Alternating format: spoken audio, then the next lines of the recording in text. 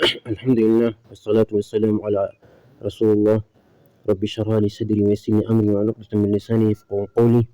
السلام عليكم ورحمة الله وبركاته. Lesson 6 barnoonni keenya darsiin keenya jaaffaa darsaan Quraan easy way Quraana karaa salphaan hubachuu. Quraan tokkoffaa salaat.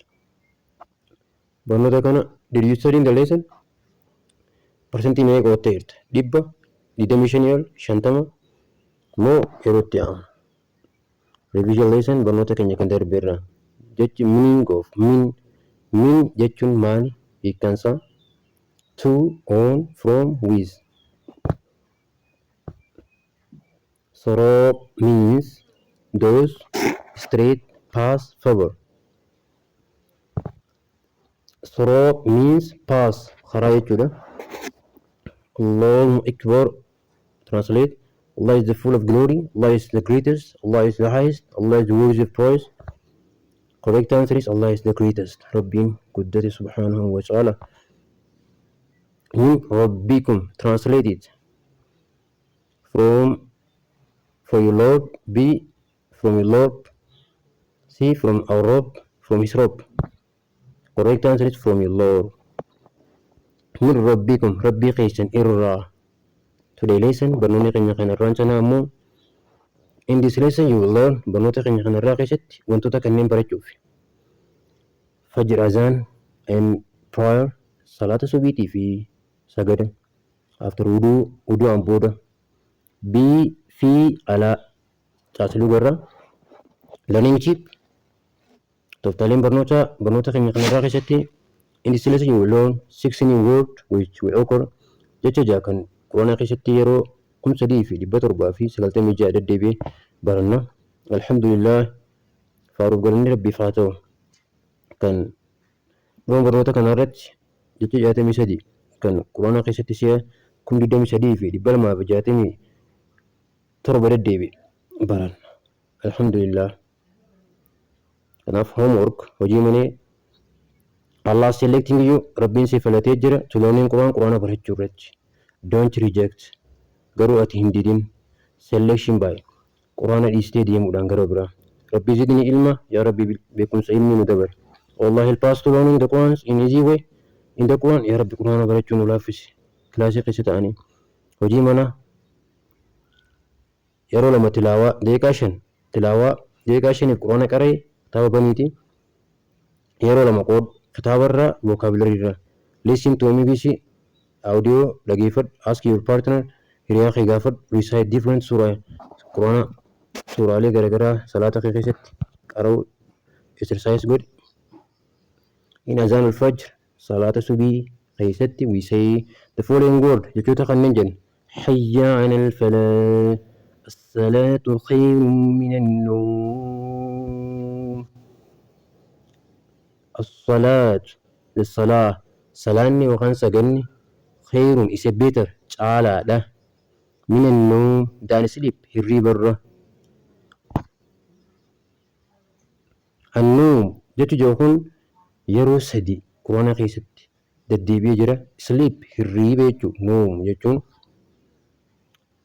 study, ponder, ask, evaluate, plan, propagate. Qood gadlaali gaafadhu madaali karoorsi waan baratte san babal'isi. As-salaatu khayrun minan nawm. Salah is better than sleep. Salaanni hirriibarra ni caalti. Salah is similar to this. Sleep is similar to this. Hirriibni du'a fakkaata. Obboliitti du'aati hirriibni. Salah is real life. Salaanni immoo jiru dhugaati. Sleep is call ourselves. Salaanni hirriibni nu waamu. Gamni nu waamu gama ofiisaan nu waamu. Salah is calling Allah. Salaanni immoo gama Rabbiin nu waamu. Sleep is comfort for our body. Salaanni mijataadha qaama keenyaaf. Salah is comfort for our soul life. Salaanni immoo mijataadha nafsiyyaa keenyaaf. Hirriibni qaamaaf miidhagina. Salaanni ruuheedhaaf nafseedhaaf miidhagina. Kanaaf remember sleeping at the time of the fajr is harmful. Yaadadhu yeroo subiidhaa rafuun miidhaadha. For the health fayyaa keetiif miidhaadha. The most of the heart is brain. Irra caaltuun qalbii yookaan sammuudha. Tactic happens in the morning hours. Sammuun namaa yeroo baay'ee hin qabamti yeroo subii sanitti. The freshness of the morning is the best remedy for the body. Kanaaf yeroo subii sanitti yeroo qaamni kee si'aa fi qaamni kee dammaqaa ta'uun fayyaa guutuu qaama keetiif gaariidha. Salaatu khayru min an-nawm. It gives a sense of happiness. Siif kenna miira gammachuu. It calms our agitating nerves. Nervoota qaama keetiin kakaasan. Relaxing the mind. Sammuu sochooseeti qaama keetii fi hiruu ta'e gammachiisa. When the Qama group yeroonii fi when the Jama the group of Salah Jama jechuun garee namoota waliin salaatantu Jamaa jedhama. Start praying yeroo salaata eegalanitti the word of azan are repeated jechuun azana keessatti dhufan kun irra deddeebi'amee qaama. After Salah hayya alal falah the word qad qaamatis salah. Certain Salah is established. Salaanni dhaabbattee salaanni sagadamuuf qophaa'aa jechuudha.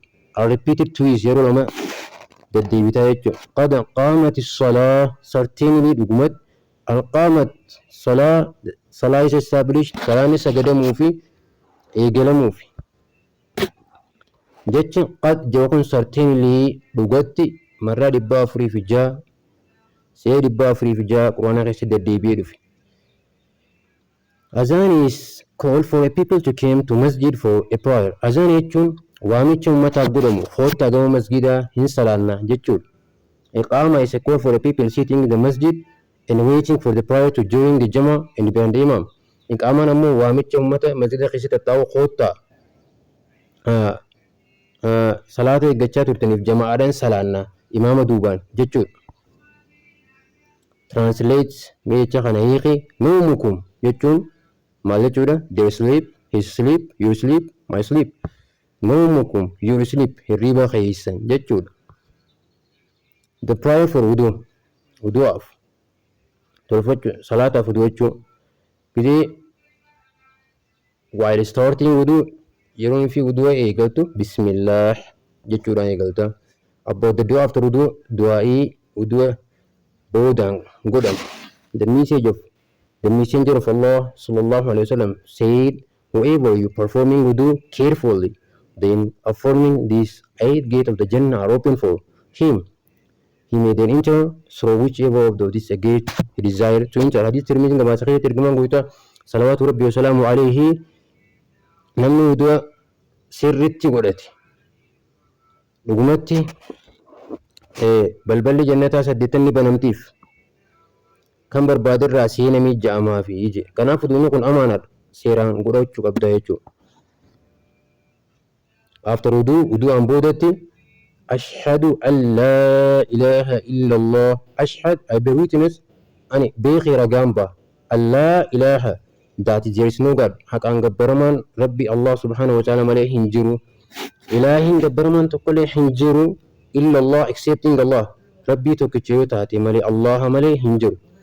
We have learned this kanarraa wanti barannu ashhadu an laa ilaaha illallah. Explanation of this was given earlier in the lesson. Adhan ibsa kana video keenya kan dabare keessatti kennee turre. Remember this dua yaadad. The Prophet sallallahu said he whose last word are la ilaha illallah will enter Jannah. Hadith Abu Dawud gabaase keessatti namni jechi isaa karraa xumuraa la ilaha illallah jannata seenuuf ta'a. Exhorting your dying meant for recite. Kanaaf hadith Muslim keessatti la ilaha illallah ja'a nama duuti dhaate biratti. And the James doctor who was serving in Arab country said that during his service he has been several people dying but only one were able to recite. Doctor kutaa emergency keessa hojjetu kan biyya Arabaa keessa jiru yeroo tajaajila fayyaa kan keessatti namoota hedduu agaree ture jechaa ture. Garuu namoota tokko yookaan lama qofaatu kan xumura hafuura irraa buusanitti laa ilaaha illallah jedha. Kanaaf jechi kun jabaa nama رب ما نما فانك ربي أفان نوخو. May Allah help us to reciting ربي نو علافيس نو هقلقر لا إله إلا الله. Do this zikr more often so that I get a chance to say ذكري تنهد ميسجي أكش أراخنا أرقدتوف. At your this do أخيت الرج. وحده لا شريك له وحده هو الله رب مقوفة لا شريك له there is no partner رب سبحانه وتعالى هريا واهلة هنك أب واهلي شريعيني ربي فهمتان واحد أحد توحيد يتجوهون توكو قفا ربي سبحانه وتعالى توكومسو شريك a partner قنديسو يوخان ولين نتي شريك جوهون partner يرو أفرتمي أول وانا قيسد الديبي دفي كناف له to him إساف for him إساف له لهما إساف إسانيف إساف إسيف نوف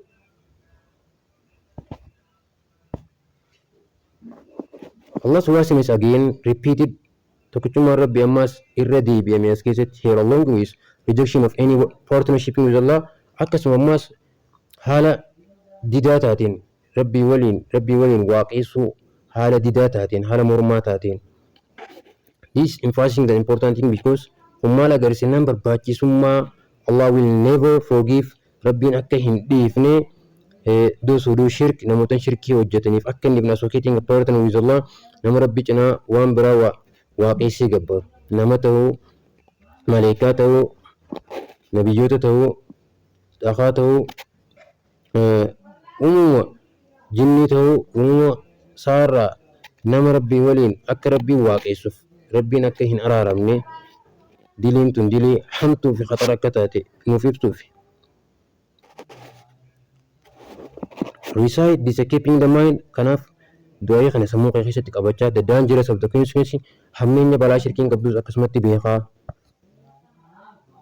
Alli barsiisi October race maasha Allah we learn gaariin xumurtan وأشهد أن محمدا عبده ورسوله وأشهد and I bear witness أني بيقي إيجان أماس وانين بيقيسن رقامبه that محمد نبي الله إرجمان كن محمد his slave غربي ربي تهو ورسوله his messenger إرجما ربي تهو بيقي رقامبه وأشهد أن محمدا عبده ورسوله we are following أسر وانتي برنمال ينان عبد الله slave of Allah غربي ربي إرجما ربي عبده his slave غربي ربي تهو رسوله إرجع his messenger إرجع رسول جتشون أنت في دنيا برسيس رسول جتشون يرو دبسدي في صدم لما قرآن خيست ديبي كناف قود تنتال غافر مدال خروس وانبرت سنة مبابلسي. The message from إرجانا سرابر إنه وأشهد أن محمدا عبده ورسوله أسر إرجان نتفر إنه I bear witness that Muhammad صلى الله عليه وسلم is his slave and he's a messenger. Explanation to this was given in the other lessons. Asirratti ibsiwwan kana kennamee ture viidiyoo yeroo darbee keessatti waa'ee azaana gaafa ibsan garuu kan itti dabalamee jecha slave garbicha rabbii jedhamu kana. The previous nation ummanni duraan dabaran ummanni kutan as a Christian has raised their prophet akka nabi Allah Isa alayhi salam warri kiristaanaa wal fuudhee to level of the God hanga sadarkaa waaqummaatti by making him eegana gochuudhaan ilma rabbii gochuudhaan wal fuudhan sanitti akkasuma Allah and his messenger rabbii fi ergamaasaa prophet Muhammad sallallahu alaihi wasallam want us to be safe from this shirk kanaafi wanti barbaadame shirkii tanirraa ummata baraaru shirkii tanirraa ummata deebisuu barbaadame. Therefore we are added to repeating the word kanaaf dabalame jechi kun salaata keenya keessatti jechuun محمد أكا قربتش ربي ته أكل مربين تهين أكا واقعن تهين أغرسيسو دافع أكا إرقا ماتي قفا أغرسيسو دافع يتشكون إردي بيام Allah made us. We are for Him. Rabbi subhanahu wa ta'ala wanti nuti nufitif ofif nufit. He owns us and everything is else. Kanaafuu wanti nuti qabnu hundinuu fi tan jirtu sanuma saachi. We are all slave of Allah. Nu hundinuu gabroota Rabbiiti. Should like true slave. Kanaaf ta'uu qabna garbicha Rabbii kan dhugaa. The best slave of Allah is irra caalaan garboota Rabbii نبي خيني محمد صلى الله عليه وسلم يسموه دي فوراس إني فكيني خيني how a true should be slave إني قربتها لغا سوري علم برسيس character سويس مجنزي and feeling rapport عبده جتون ما جتون هيكا خنا هيك مي translate their slave his slave their slave his slave عبده جتون his slave قربتها إساء جتون اللهم اجعلني من التوابين Oh Allah يا رب جعلني make me نقول from among ورا التوابين those who repent ورا توبة نقول اللهم اجعلني من التوابين اجعلني make نقول مي أنا نقول التوابين those who repent ورا توبة نقول ورا كما ربي أمام مدي برا يا ربي نقول توبة توابون توابين واجعلني من المتطهرين make me يا ربي نتايس نقول from among ور المتطهرين those who purify themselves ور of كل ليسن شرك الرا بدير الرا حمد الرا متطهرين those who purify themselves إسانا of كل ليسن شرك الرا حمد الرا بدير الرا متطهر متطهرون متطهرين study code تنتالي قافر مدالي خروسي يجنا مو برسيسي وجعلني من المتطهرين أسرع إرقام تبارنو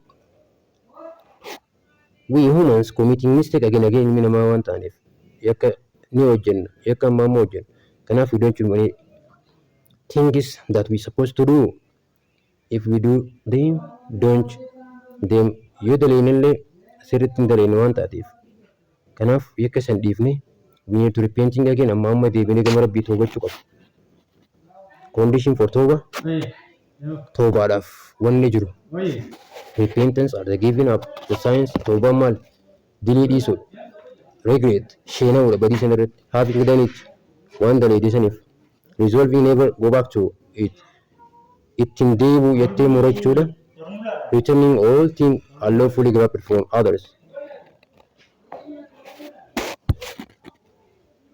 a purity means qulqullummaa jechuun a purity in the belief qulqullummaa jechuun yaadaan aqiidaatiin qulqullaa'u aqiidaan aqiidaa qulqulluu ta'u soot ilaalchi qulqulluu ta'u yubboodii qaamni kee qaama qulqulluu ta'u place uffanni kee qulqulluu ta'u place bootaan qulqulluu ta'u purity jechuun akkana qalbiin yaadni ilaalchi kee qulqulluu qaamni kee qulqulluu uffanni kee qulqulluu bootaan qulqulluu ta'u oh Allah make us pure in every aspect yaa rabbi qulqulluu na taasisi waan hunda keessatti ij'alnii kun make me make them make are making التوابين جتوا ما جتوا one who repent those who purify themselves those who repent one who purify himself التوابين those who repent the one who recite the dua after wudu namni erga wudu godhatee booda du'aa'ii amma barsiifne tana jee maal argata will get a knowledge beekumsa argata Allah will place me rabbiin isa jaalata the eighth gate of Jannah will be open for him ulaan jannataa saddeetan isaaf banamti the seven gate of the Jannah are closed for him ulaan balballi jahannamaa torbanuu irraa cufamti kanaaf namni du'aa'ii san jee balballi jannataa saddeettanuu isaaf banamti jee المتطهرين جتوا ما جتوا purifying their clothes purifying their soul purifying their home purifying متطهرين جتوا ورق uffata qulqulleeffatu yaada qulqulleeffatu mana qulqulleeffatu ilaalcha qulqulleeffatu The condition of a true tawbah حاضرين وخان شرطين توبة ميك to living the sin دليل يسو to intend not to be repent يادو دا غنا اتنديبو يعني to feel sorry يعني ست قدس دقامو to turn to returning whatever is taken from wrongly from others.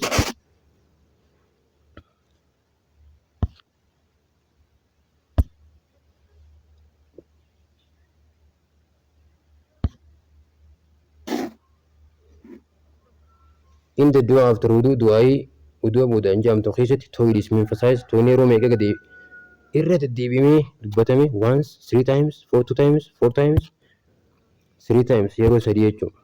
Maasha Allah, congratulations, baga gammaddan xumura sirga keessaniif. Now let us take a break. Boqonnaa fudhadhaa. Assalaamu alaikum warahmatullahi wabarakatuh.